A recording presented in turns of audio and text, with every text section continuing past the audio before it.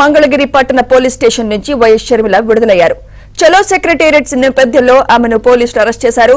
DSC notification పై అభ్యర్థులు చేస్తున్న ఆందోళనలకు మద్దతుగా చలో సెక్రటేరియట్ కు కాంగ్రెస్ పార్టీ పిలుపునిచ్చింది.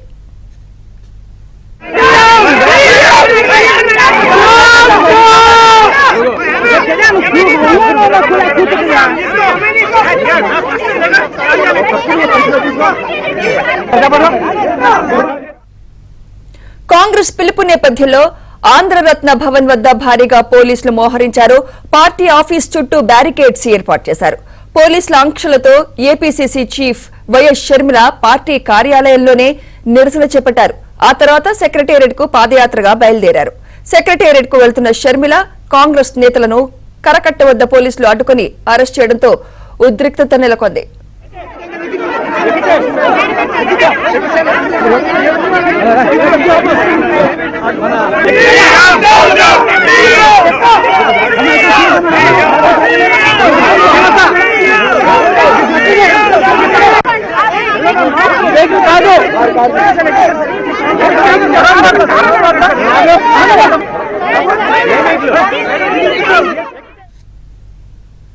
సీఎం జగన్ మెగా డిఎస్సీ పేరు చెప్పి దగా డిఎస్సీ వేశారని షర్మిల మండిపడ్డారు.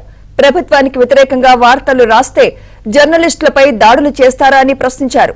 దాడులు చేయాలని జగన్ రాజ్యాంగం చెప్తుందా అని ప్రభుత్వాన్ని నిలదీశారు. ఇది ఏపీనా లేక ఆఫ్ఘనిస్తానా అని ఎద్దేవా చేశారు. చలో సెక్రటేరియట్ సందర్భంగా పోలీసులు ఆంక్షలు విధించడంపై షర్మిల తీవ్ర విమర్శలు చేశారు.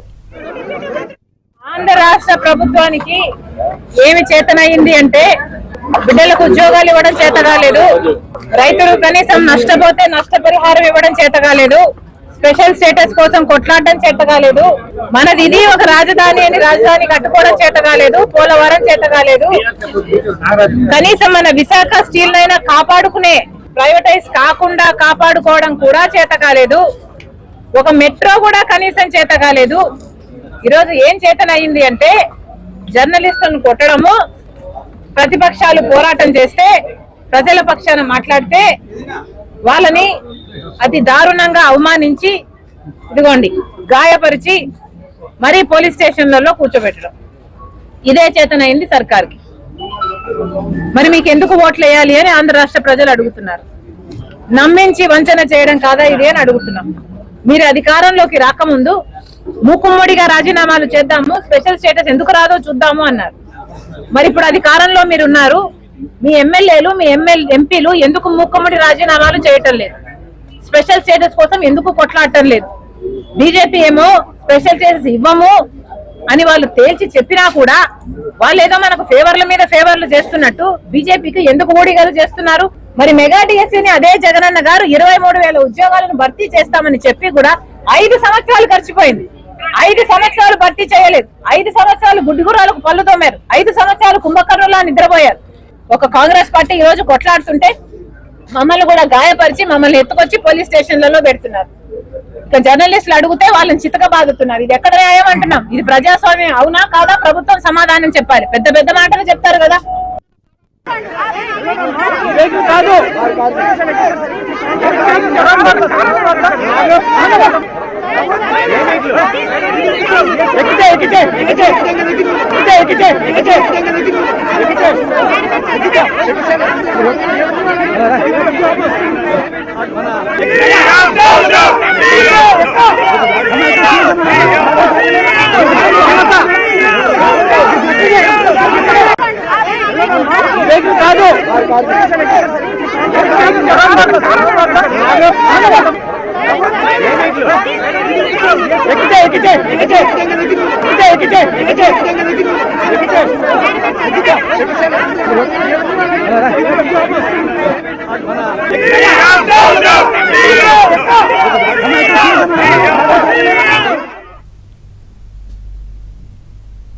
తమను అరెస్టు చేయడం దుర్మార్గపు చర్య అంటూ కాంగ్రెస్ నాయకులు సీఎం డౌన్ డౌన్ అంటూ నినాదాలు చేశారు.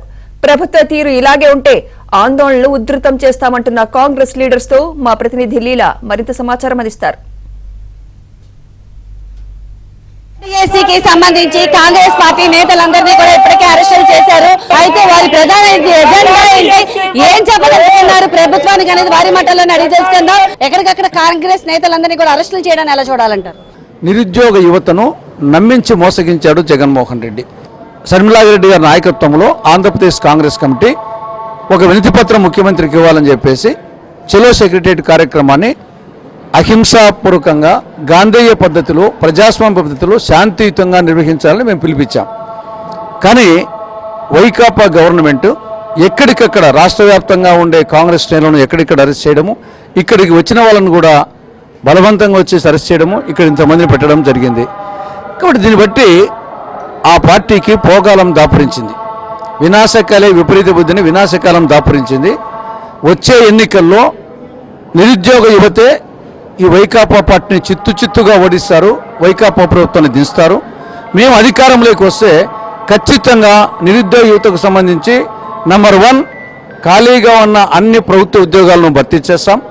రెండవది మెగా డిఎస్సి నిర్వహిస్తాం. మూడవది జాబ్ క్యాలెండర్ ఎవరి ఇయర్ ప్రకటిస్తాం. నాలుగవది ప్రైవేట్ రంగంలో ఇతోధికంగా ఉద్యోగాలు కల్పిస్తాం. ఐదవది ప్రత్యేక హోదా సాధించి ఉద్యోగాల విప్లవం తీసుకొస్తాం.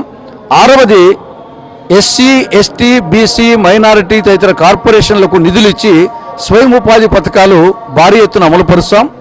ఓవరాల్గా బడ్జెట్లో వచ్చేసి ప్రస్తుతం జగన్మోహన్ రెడ్డి ప్రభుత్వంలో యువతకు 0.06 మాత్రమే ఉంది. రోడ్డు మీద అరెస్ట్ చేసి తీసుకోవడం చాలా దారుణమైన విషయం. ఎవరికి ఎలాంటి నోటీస్ లేకుండా ఎందుకు అరెస్ట్ చేశారో చెప్పకుండా తీసుకొచ్చి ఇక్కడ కూర్చోబెట్టి మార్నింగ్ నుంచి ఇప్పటిదాకా ఉంచారు.